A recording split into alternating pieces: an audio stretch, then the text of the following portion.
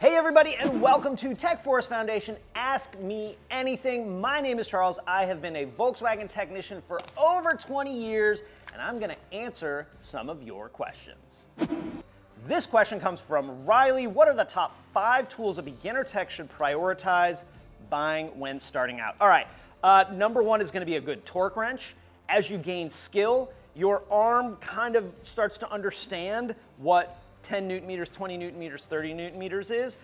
Early in your career, you probably don't have that experience, so get a good torque wrench, maybe 2 different torque wrenches, one for low, one for high. We're gonna call that 2 separate tools. A good impact driver. I'll tell you, the most used tool in my toolboxes, one is a pocket screwdriver. The other one is a small impact tool, belly pans, screws under the hood, air filter screws, all that, batteries, right? Battery cables, all that stuff. A good impact driver is vital. The other thing I would say, there's basics that you need, right? You need some basic hand tools, ratchets, sockets, impact sockets, pry bars, screwdrivers, right? We could list a million best beginner tools. Some of it is going to depend on where you land and what you're doing. If you're starting out in a Service Express environment and only doing oil changes, well then an oil filter socket that's a high quality, good oil filter socket that fits the cars you're working on is going to be more important than buying a scan tool. If you're dropped right in as a line technician, that's a bit of a red flag. For me, I am not a tool brand snob. I have tools from most every brand out there. I've also broken tools from most every brand out there. And so I try not to be brand specific across the board, but across the whole breadth of my toolbox, I have all the brands. And I think what is really easy to do is you go on the truck and you go, I need this, I need this, I need this, I need this, I need this. Oh, it's $25 a week for 9,000 years, right? And that's a dangerous trap to be in. I think starting off light and small, affordable tools, whether that's from a big box store or whatever, and expanding your tool catalog from there.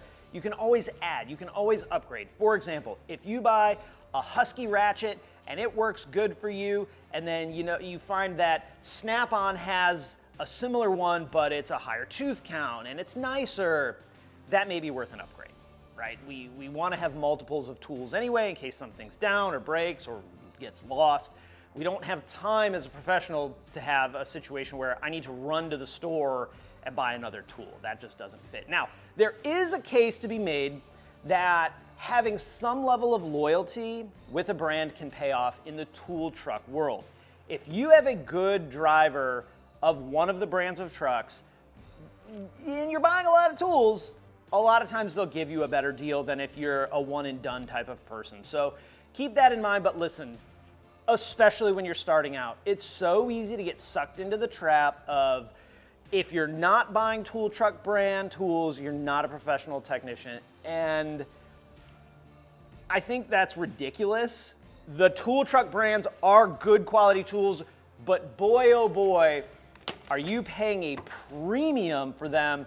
And I really think that's a dangerous game when you're starting out as a new technician. Keep in mind, as a new tech, the first year, you're probably spending a ton of money on tools, and you're probably making the least amount of money in your career. So you really need to be smart and responsible with every dollar that you spend on tools.